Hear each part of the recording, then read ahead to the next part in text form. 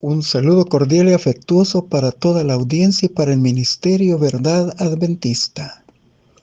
Damos gracias a Dios por el estudio del trimestre del amor y de la justicia de Dios y por la lección número 7, programada para el sábado 15 de febrero, el problema del mal. Enjugará Dios toda lágrima de los ojos de ellos, y ya no habrá más muerte, ni habrá más llanto, ni clamor, ni dolor, porque las primeras cosas ya pasaron. Apocalipsis 21:4. El mal es el mayor problema que enfrenta Dios a la vista del universo no caído. Y explicar su existencia y el actuar de Dios ante el mal se vuelve el mayor problema al que se enfrenta el cristianismo. Y una pregunta específica al respecto sería la siguiente: si Dios es bueno y todopoderoso, ¿por qué existe el mal y por qué existe en semejante escala? Tratar de comprender el origen y la razón de ser del mal se ha vuelto también una barrera que impide a muchas personas llegar a conocer a Dios y amarlo, y es usado también por muchos ateos para justificar la razón de su incredulidad. El propósito de nuestro estudio de la semana será probar a la luz de la Biblia que Dios es la esencia del bien y es digno de confianza, incluso a pesar del mal existente que infecta este mundo caído. Esta semana estudiaremos 3 temas importantes. Número 1, el problema del mal, tal como lo presenta la Biblia. 2, las limitadas explicaciones humanas acerca del mal. Y 3, abordando el problema del mal con esperanza, finalizando, como es nuestra costumbre, con las aplicaciones pertinentes. Comencemos con el problema del mal tal como lo presenta la Biblia. En las Sagradas Escrituras, los profetas presentan sus clamores ante el mal, el dolor y el sufrimiento. Citamos como referencia el libro de Job, capítulo 30, del verso 26 al 31. Job está comparando su tiempo de prosperidad y bonanza con la calamidad posterior. No esperaba la enfermedad, la soledad, la miseria y el sufrimiento. Ahora se ve obligado a enfrentarlo sin tener luz, sino oscuridad, sin comprender el porqué, a pesar de haber sido un hombre íntegro, bondadoso con el prójimo, lo hayan alcanzado estos días de aflicción. Él compara sus lamentos con aullidos de chacales, o con el llanto de plañideras, o el lloro semejante al de las avestruces del desierto. Tenemos el caso también de Jeremías, capítulo 12, verso 1 y capítulo 13, versículo 22. El profeta tiene una gran paradoja. No puede armonizar plenamente su concepto de Dios con las realidades de la vida. Él observa a los asirios humillando y ultrajando a las mujeres hebreas, al grado de exhibir su desnudez, obligándolas a caminar distancia, descalzas, como despreciables rameras, y viendo a los hombres también caminando descalzos como abominables esclavos. Pero aparte de eso, su turbación se vuelve más profunda cuando observa la continua prosperidad de los impíos. Tenemos el caso de Malaquías, capítulo 2, verso 17. Él ve la insatisfacción de los israelitas en la forma de actuar de Dios. Esto lo lleva al grado de creer, como los paganos creían, que Dios no se interesaba en la conducta de las personas, porque veían al pagano que, aparentando ser bueno, no siéndolo en realidad, él era prosperado, y ellos no veían ni prosperidad ni la gloria deseada, y reclamaban de continuo a Dios, poniendo en duda su justicia y su bondad. Tenemos al salmista, capítulo 10, verso 1 de los Salmos. Él lamenta el no recibir la inmediata respuesta ante su clamor, ni la intervención divina en el momento más preciso, donde podía su nombre ser glorificado y él recibir una gran liberación. Todas estas citas se expresan de diversas maneras, preguntas que podemos resumir como estas. ¿Por qué parece que los malvados siempre, o al menos con frecuencia, prosperan y se benefician de su maldad? ¿Por qué sufren tanto los justos? ¿Dónde está Dios cuando ocurre el mal? ¿Por qué Dios pareciera estar lejos de nosotros o incluso oculto?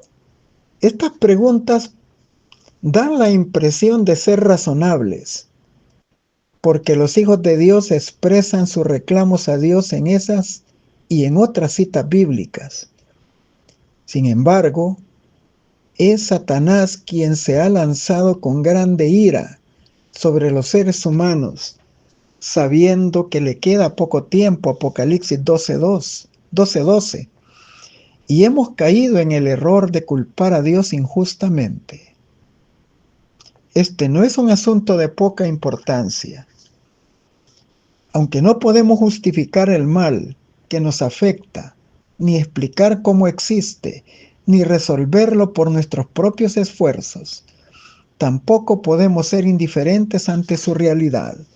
El mal es muy nefasto. Dios lo odia más que nosotros, y por esos motivos, unamos nuestras voces alzando la vista al cielo y pidiéndole a Dios, por medio de Jesucristo, diciendo: Señor, ¿hasta cuándo no juzgas y ejecutas tu venganza en favor de tus hijos? Lo que pareciera ser también razonable, pero al hacerlo, no olvidemos que el mal también ha impactado a Dios. Y lo hizo cuando Satanás martirizó a nuestro Señor Jesucristo, el Hijo amado de Dios. Leemos en Mateo 27:46 su clamor en agonía en la cruz: Elí, Elí, lama sabactani. Esto es: Dios mío, ¿por qué me has desamparado? Vemos a Jesús sintiéndose desamparado de la presencia divina, cuando se tornaba en el divino portador del pecado de la humanidad.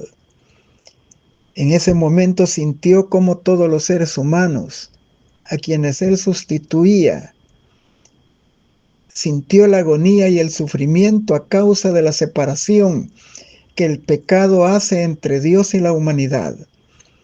Esto demuestra que Dios nos comprende en medio del dolor y del sufrimiento.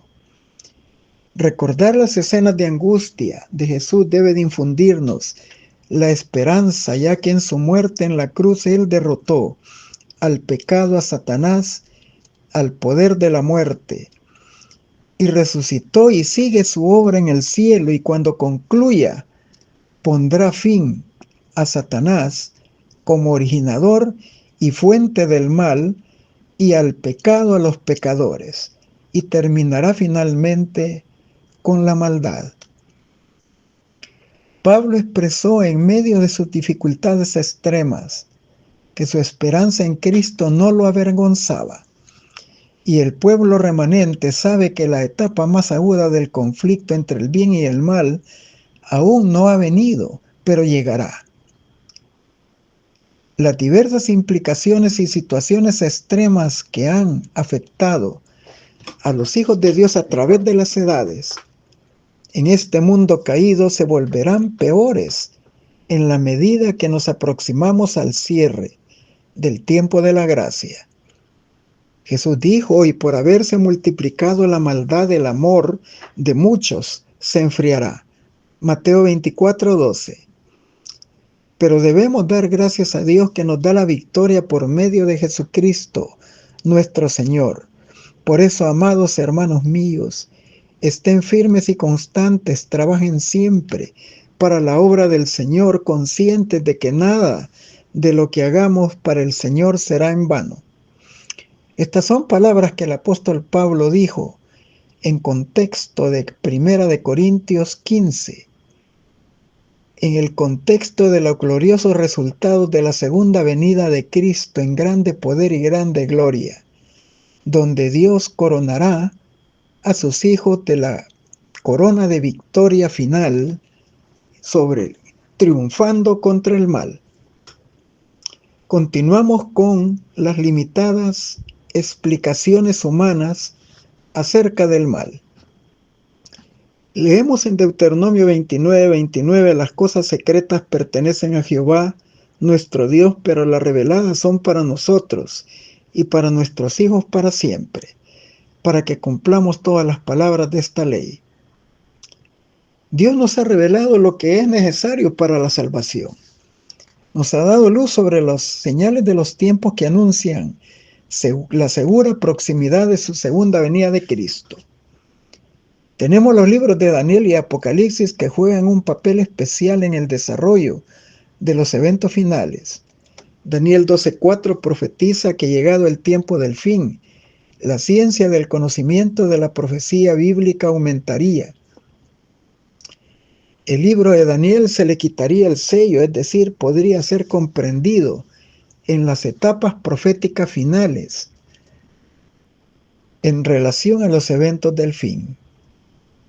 Combinado este conocimiento con el libro del Apocalipsis, llegaríamos a la conclusión de que la mayoría de profecías del Antiguo Testamento hallan su causa en el libro del Apocalipsis y que se cumplirán, ya sea en el tiempo final u en la restauración de todas las cosas, en el nuevo cielo y en la nueva tierra. El fin de la historia llegará con el triunfo del amor sobre el mal. Sin embargo, mientras aguardamos este despliegue de eventos, como dijo Pablo, en parte conocemos y en parte profetizamos, 1 Corintios 13:9, aún quedan en pie muchas preguntas inquietantes, pero con la ayuda de Dios podemos hablar del problema del mal de manera provechosa. Tenemos el libro de Job con una contribución mayor para percibir luz sobre el problema del mal y tomar conciencia de que existe una estrecha relación entre los eventos del cielo con los de la tierra, como lo expresan los primeros 2 capítulos de Job. Solo la palabra profética más segura es la que descorre el telón de lo invisible a nuestros ojos para explicar la raíz de todas las expresiones de maldad que vemos en el mundo. Tenemos en el capítulo 38 de Job, versos 1 al 3. Entonces respondió Jehová a Job desde un torbellino y dijo: ¿Quién es este que oscurece el consejo con palabras sin sabiduría? Ahora cíñete como varón tus lomos, yo te preguntaré y tú me contestarás. El diálogo y respuesta de Dios a Job se extiende desde el capítulo 38 al 41. Y en medio de ellos está una corta confesión que hace Job en el capítulo 40, versículos 3 al 5. En los capítulos 38 y 39, la exhortación de Dios a Job tiene como propósito ampliar el concepto que él tiene de la deidad, su poder creador y su omnipotencia. Dios le pregunta: ¿dónde estabas tú cuando yo fundaba la tierra? Házmelo saber si tienes inteligencia. Job 38:4. Dios quería sacarlo de su ignorancia. Es comprensible cómo una persona en la situación extrema de dolor y sufrimiento a la que fue sometida Job, su mente se turbara aún más de lo normal y tuviera muchas preguntas acerca de por qué le habían sobrevenido estos males. Solicitó una audiencia con Dios buscando respuestas a sus preguntas, sin saber que tras bastidores en las cortes celestiales ocurrían muchas cosas que él ignoraba. En tales condiciones Job hablaba palabras sin sabiduría y Dios lo reprendió, dándole a comprender: ¿por qué hablas tanto de aquello de que sabes tan poco? Tú no estuviste en el momento en que yo fundé la tierra y su plenitud del mundo y lo que en él habita. Salmo 24:1, Job 38:4. Leemos ahora la respuesta de Job en el capítulo 42, verso 3. ¿Quién es el que oscurece el consejo sin entendimiento? Por tanto, yo hablaba lo que no entendía, cosas demasiado maravillosas para mí que yo no comprendía. Job reconoce con honestidad los límites de la sabiduría humana, que en realidad era el despliegue de su ignorancia. Cuán inadecuado se vuelve el conocimiento parcial cuando brilla sobre él la luz de una verdad superior. Job pensaba que sus razonamientos eran justos e irreprochables, pero al recibir la luz posterior de Dios, su anterior razonamiento perdió valor. El razonamiento humano, aún entre los más sabios de la tierra, es falible, y ante la realidad de la revelación divina podemos verlo como insensatez. El carácter de Job, severamente probado aún en estos aspectos, mostraba integridad, ya que el patriarca admitió su ignorancia. No insistió en defender su errada posición. Fue tan honrado tanto en su confesión como en su debate. Y tanto al principio como al final de su libro, su integridad queda confirmada. Job fue ascendiendo gradual y progresivamente en la larga escalera que eleva de la desesperación a la fe. Dios le daba revelación tras revelación, de forma especial, como pocos la hemos recibido. Y ahora comprende quién es Dios y que puede amarlo y confiar en Él. Al leer la experiencia de Job y vernos ahí reflejados a nosotros mismos en el impacto de una revelación superior que desconocíamos, como la que disponemos ahora como pueblo, se vuelve paradójico tener conciencia de que tenemos muchos mayores detalles acerca del conflicto cósmico que Job mismo, mayor luz acerca de eventos finales proféticos y del glorioso destino reservado para el pueblo fiel. Y sin embargo, mientras aguardamos lo que está por venir, estamos perplejos porque desconocemos el desenlace de la parte final de este conflicto, que será como nunca lo ha habido ni lo habrá desde que hubo gente hasta entonces. Y estas palabras describen el tiempo de angustia. Daniel 12:1. Aún falta la peor parte de este conflicto. Dios tiene siempre una respuesta de acuerdo a lo que Él ha revelado en su palabra y en los testimonios del espíritu de profecía, Isaías 8:20. Y aunque no seamos capaces de discernir con exactitud esto, nos debe de indicar que el problema del mal siempre tendrá solución, algún día no muy lejano. En Isaías 55:8 y 9 el profeta dice: el Señor ha dicho, mis pensamientos no son los pensamientos de ustedes, ni sus caminos mis caminos. Como son los cielos más altos que la tierra, también mis caminos son más altos que los vuestros y mis pensamientos más altos que los de ustedes. Reina Valera contemporánea.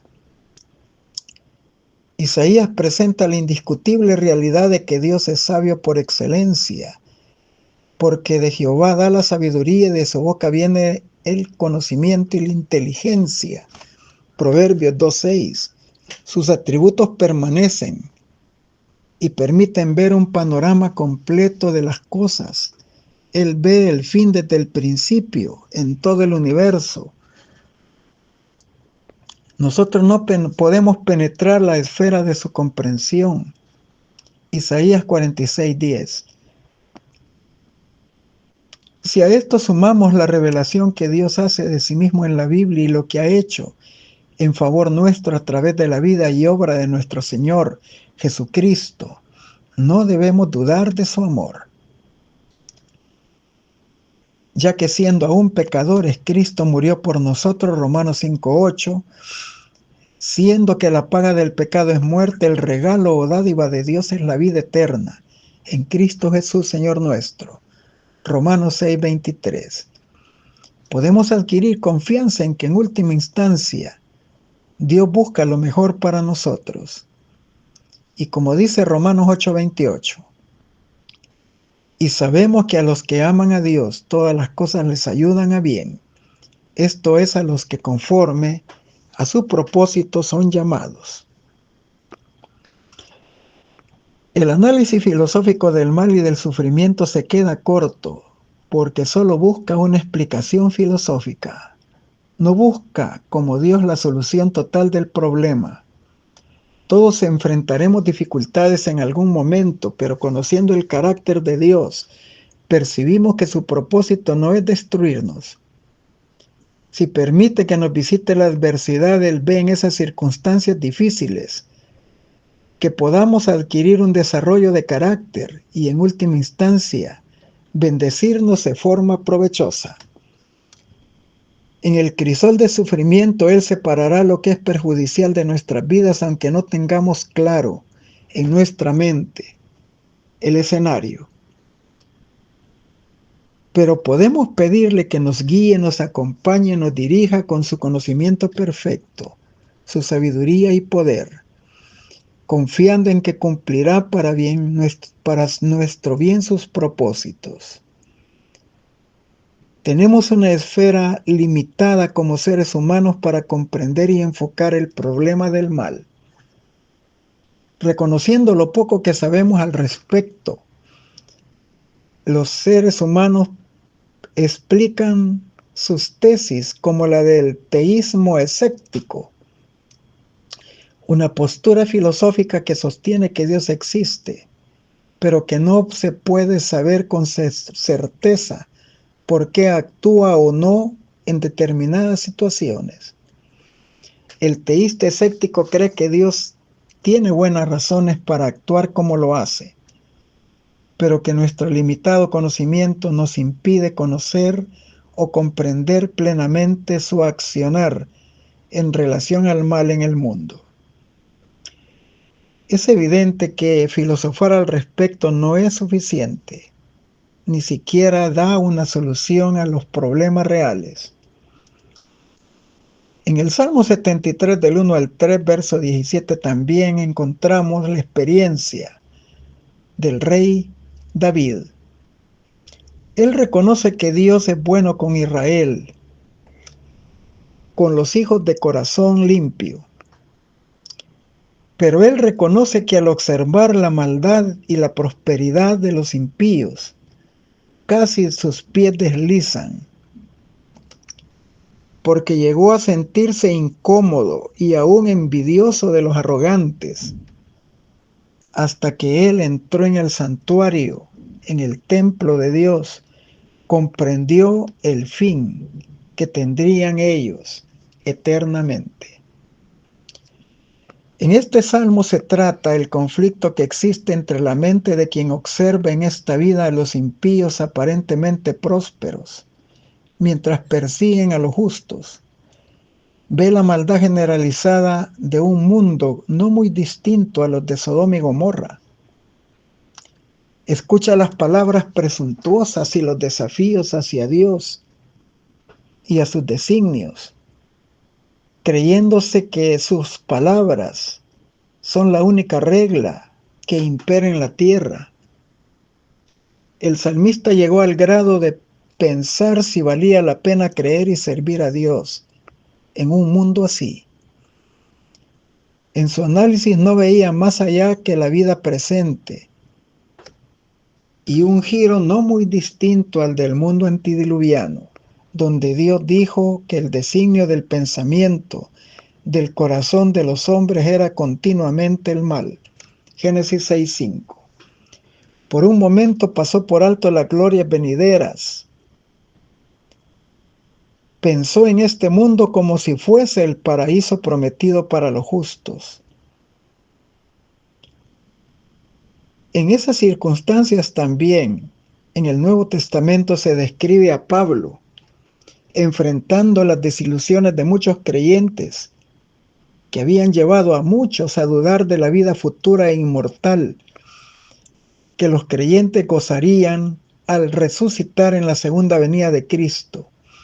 Y les dijo estas palabras: si en esta vida solamente esperamos en Cristo, somos los más miserables de todos los hombres. 1 Corintios 15, 19. Vemos claramente que en el desenlace de este salmo, el salmista no halló la solución al problema con un simple razonamiento humano, lo encontró en el santuario. La maldad no durará para siempre, las cosas de este mundo tampoco serán eternas. Jesús dijo: ¿qué aprovecha el hombre si gana todo el mundo y pierde su alma? Mateo 16, 26. En el santuario, en comunión con Dios, pudo discernir que solo Dios en él hay seguridad, tanto para la vida presente como para la futura.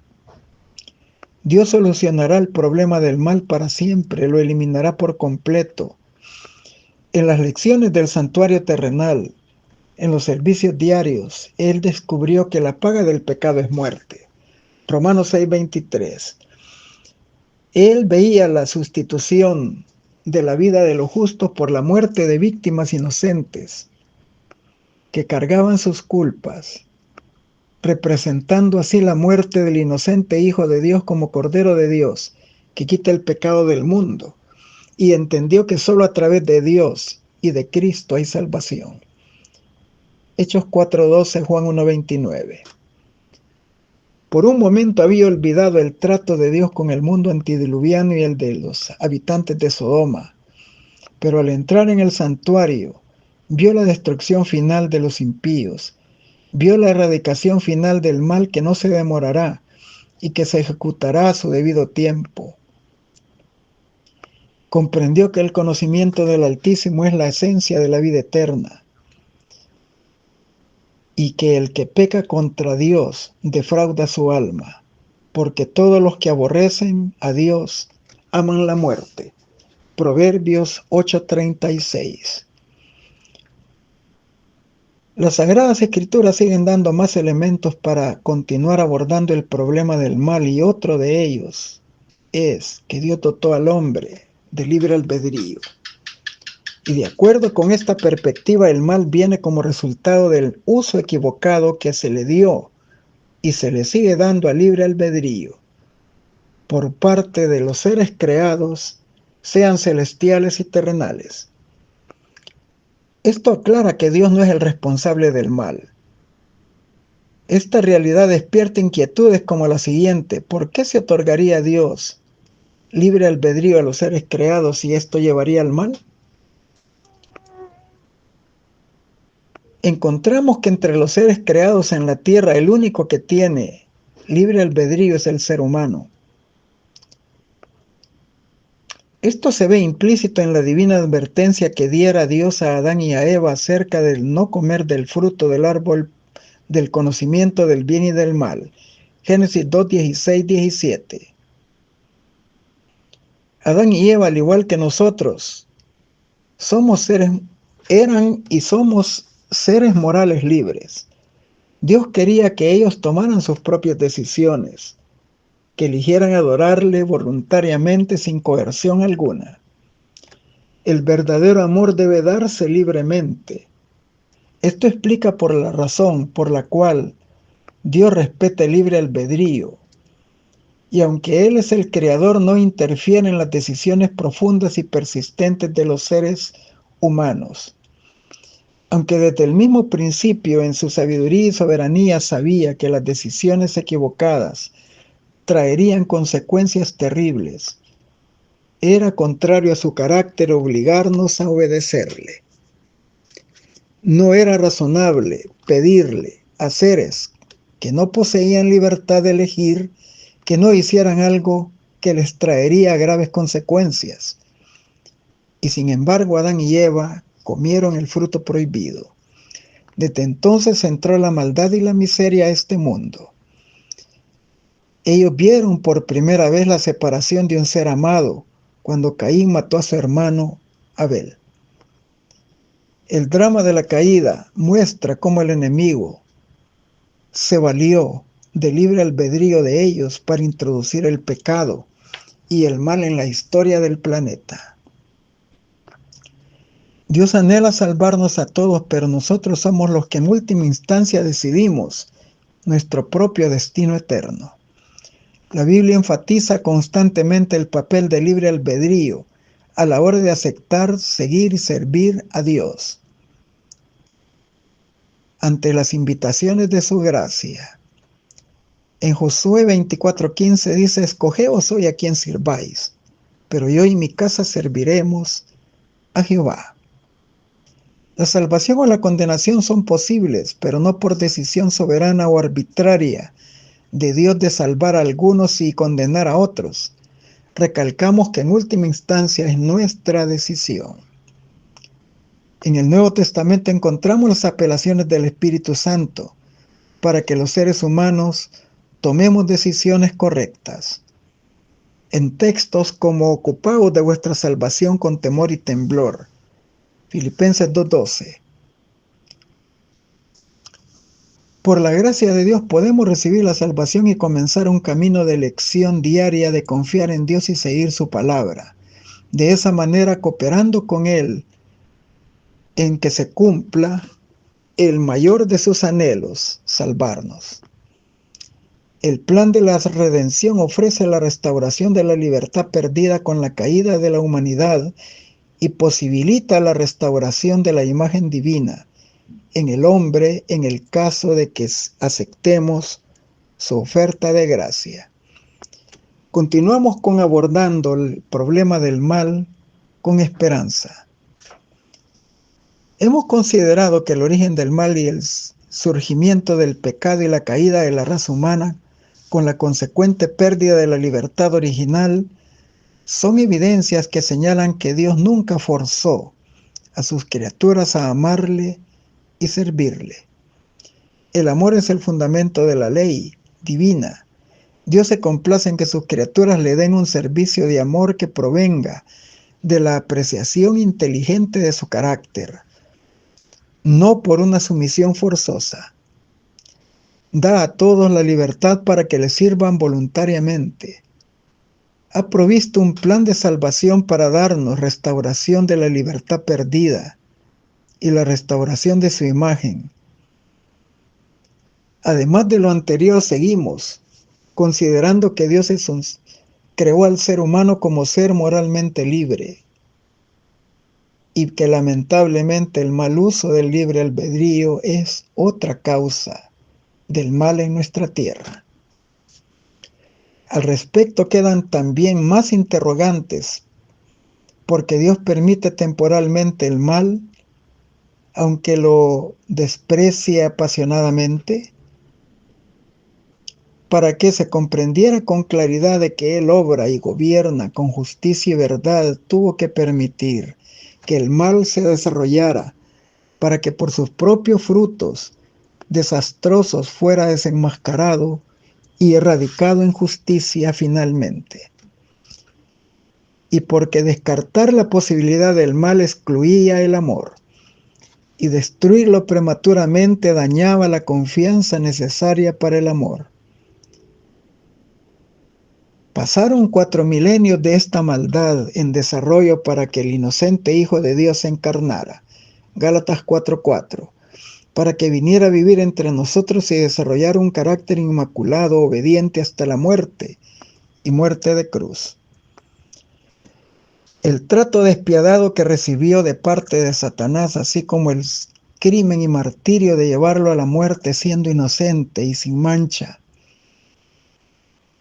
habiendo hecho en este mundo solo bienes, fue una realidad irrefutable en contra del mal, y del pecado y de la injusticia y de su originador y de los que se unen con el originador del mal en esa empresa desastrosa. Paradójicamente vemos a un Dios de amor entregando a su Hijo para que pagara con su vida inocente la culpa y las consecuencias de la maldad nuestra. a fin de ser el Salvador de los hombres, los cuales por sus méritos de su vida santa y justa y por el perdón obtenido mediante su sangre, tengamos esperanza de salvación y vida eterna. A través del estudio de la Biblia podemos recibir las razones por las cuales Dios ha tolerado el desarrollo de la maldad y permitir que llegue a su madurez, para que sus resultados sean evidentes. Los hijos de Dios deben de confiar en que Dios sabe el momento exacto y preciso en que pondrá fin a la maldad. Conscientes de esto, debemos creer que la palabra profética más segura señala que está aún en un futuro no muy distante la etapa más difícil y final de este conflicto entre el bien y el mal.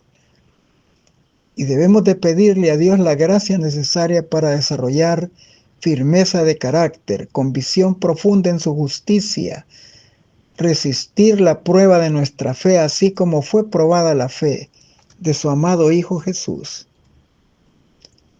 Pablo, en medio de sus dificultades y aflicciones, se consolaba en las promesas gloriosas de que Dios pondría fin a la maldad muy pronto. Pues tengo por cierto que las aflicciones del tiempo presente no son comparables con las glorias venideras que en nosotros se han de manifestar. Romanos 8:18. Aunque nosotros seamos incapaces de ver a través de la oscuridad, Dios puede ver el final del principio y puede ver la bienaventuranza eterna que Él ha reservado y prometido a sus hijos fieles, que confían en la obra de Cristo, tanto en el Calvario como la que está realizando hoy en el santuario celestial, porque aseguran la eterna redención. Debemos aprender a confiar en Dios como lo hizo Job. Muy pronto nos identificaremos con Él, porque Él representa al pueblo de Dios en las escenas del tiempo de angustia como nunca lo ha habido desde que hubo gente hasta entonces. Pero también debemos identificarnos con Él en no perder de vista que Dios es fiel, que Dios no es hombre para que mienta, ni hijo de hombre para que se arrepienta de lo que Él ha prometido. Por lo cual, queriendo Dios mostrar más abundantemente a los herederos de la promesa la inmutabilidad de su consejo, interpuso juramento para que por dos cosas inmutables en las cuales es imposible que Dios mienta, tengamos un fortísimo consuelo, los que hemos acudido para asirnos de la esperanza. Hebreos 6, 17, 18. Dios ha prometido y ha jurado por sí mismo que salvará a su pueblo, y esto lo cumplirá en breve. Mientras aguardamos, Jesús nos recuerda en Juan 16:33, en el mundo tendréis aflicción, pero yo he vencido el mundo. Nosotros esperamos, según su promesa, nuevos cielos y nueva tierra donde mora la justicia. Segunda de Pedro 3:13. Y oí una gran voz del cielo que decía: aquí el tabernáculo de Dios con los hombres y morará con ellos, y ellos serán su pueblo, y Dios mismo será para ellos su Dios. Enjugará Dios toda lágrima de los ojos de ellos, y ya no habrá más muerte, ni habrá más llanto, ni clamor, ni dolor, porque las primeras cosas pasaron. Apocalipsis 21, 3 y 4. El amor y la libertad inherente en Él son tan sagrados y fundamentales que Jesús no quiso privarnos de ellos, aunque sabía que lo conducirían a Él a la cruz, en donde Él sufriría enormemente para ponerle fin a la maldad, para siempre, a fin de que sus hijos gozaran la plena restauración de las condiciones edénicas. Y por tanto, para que ningún redimido deseara repetir esta triste historia de la maldad y el pecado. Finalizamos con las aplicaciones pertinentes. Dios no creó el mal, solo hizo lo bueno, que era semejante a sí mismo. Pero Satanás no quedaría satisfecho con conocer y hacer la voluntad de Dios. Su curiosidad se esforzaba por extenderse a lo que Dios no se proponía que conociera. El mal, el pecado y la muerte no fueron creados por Dios, son el resultado de la desobediencia, la cual tuvo su origen en Satanás. Pero el conocimiento del mal que hay ahora en el mundo fue introducido por la astucia de él. Estas son lecciones duras y costosas, pero los hombres las aprenderán, y muchos nunca quedarán convencidos de que es dicha ignorar cierta clase de conocimiento, el que brota de los deseos frustrados y de los propósitos no consagrados. Los hijos de Adán son tan plenamente curiosos y presuntuosos como lo fuera Eva al buscar el conocimiento prohibido. Alcanzan una experiencia y un conocimiento que Dios nunca quiso que tuviesen. Y el resultado será como lo fue con nuestros primeros padres, la pérdida del hogar edénico. Testimonios para la Iglesia, tomo 5, 475. Para muchos el origen del mal y el porqué de su existencia causa perplejidad. Ven sus obras terribles resultados de dolor y desolación, y preguntan cómo puede existir esto bajo la soberanía de aquel cuya sabiduría, poder y amor son infinitos. ¿Es esto un misterio que no pueden explicar, y su incertidumbre y dudas los dejan ciegos ante las verdades plenamente reveladas en la Biblia, esenciales para la salvación?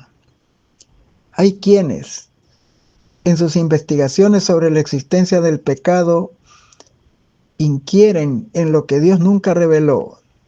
De aquí que no encuentren solución a las dificultades, y los que son dominados de una disposición a la duda y la cavilación aducen con disculpas, rechazando las palabras de la Santa Escritura.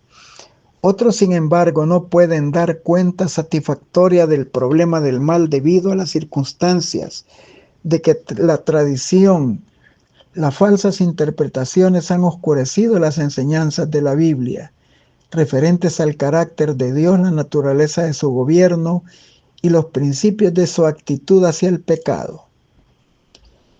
Es imposible explicar el origen del pecado y dar razón de la existencia. Sin embargo, se puede comprender suficiente lo que atañe al origen y la disposición final del pecado para hacer enteramente manifiesta la justicia y la benevolencia de Dios en su modo de proceder contra el mal. Nada se enseña con mayor claridad en la Biblia que el hecho de que Dios no fue en nada responsable de la introducción del pecado en el mundo y que no hubo retención arbitraria de la gracia, ni error alguno en el gobierno divino que dieran lugar a la rebelión. El pecado es intruso y no hay razón que pueda explicar su existencia. Es algo misterioso e inexplicable. Excusarlo sería equivaler a defenderlo. Si se pudiera encontrar alguna explicación o excusa en su favor, o señalar la causa de su existencia, dejaría de ser pecado. La única definición del pecado es la que da la palabra de Dios. El pecado es la transgresión de la ley. Es la manifestación exterior de un principio en pugna con la gran ley del amor, que es el fundamento del gobierno divino. El conflicto de los siglos 483-484. Pero el plan de la redención tenía un propósito todavía más amplio y profundo que el de salvar al hombre. Cristo no vino a la tierra solo por ese motivo. No vino meramente para que los habitantes de este pequeño mundo aceptasen la ley de Dios como debe de ser acatada, sino que vino para vindicar el carácter de Dios ante el universo. A este resultado de su gran sacrificio, a su influencia sobre los seres de otros mundos, así como sobre el hombre, se refería el Salvador cuando antes de su crucifixión dijo: Ahora es el juicio de este mundo. Ahora el príncipe de este mundo será echado fuera. Y si yo fuere levantado de la tierra, todos atraeré a mí mismo. Juan 12, 31, 32. El acto de Cristo de morir para la salvación del hombre no solo haría accesible el cielo a los hombres, sino que ante todo el universo justificaría a Dios y a su Hijo en su trato con la rebelión de Satanás. Demostraría la perpetuidad de la ley de Dios y revelaría la naturaleza y las consecuencias del pecado. Patriarcas y Profetas, página 55. La historia del gran conflicto entre el bien y el mal desde que principió en el cielo hasta el fin, de su abatimiento, de la rebelión y la total extirpación del pecado, es también una demostración del inmutable amor de Dios. Patriarcas y Profetas, página 12. Bien podían los ángeles regocijarse al mirar en la cruz al Salvador, porque aunque no lo comprendían todo, entonces sabían que la destrucción del pecado y de Satanás estaba asegurada para siempre, como también la redención del hombre y el universo quedaba eternamente seguro.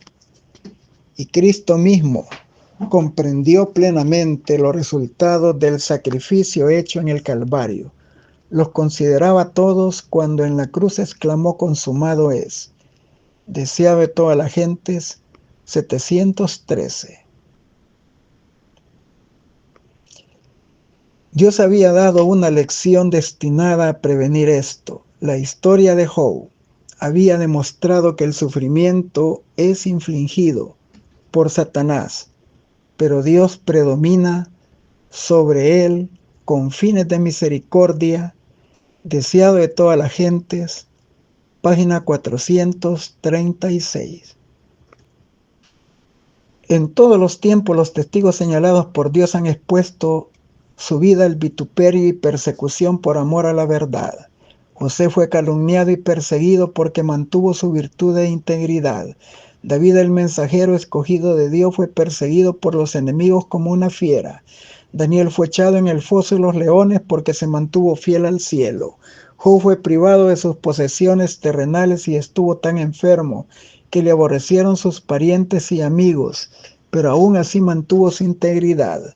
Pablo fue encarcelado, azotado con varias veces, con vara, apedreado y finalmente muerto porque fue un fiel mensajero de Dios a los gentiles. Estos ejemplos de constancia humana atestiguan la fidelidad de las promesas divinas. Su constante presencia y su gracia sostenedora testificaron del poder de la fe para resistir a las potestades del mundo. Es obra de la fe confiar en Dios en la hora más oscura y sentir, a pesar de ser duramente probados y azotados por la tempestad, que nuestro Padre empuña el timón. Solo el ojo de la fe puede ver más allá de las cosas presentes para estimar correctamente el valor de las riquezas eternas. Los Hechos de los Apóstoles 459 y 460.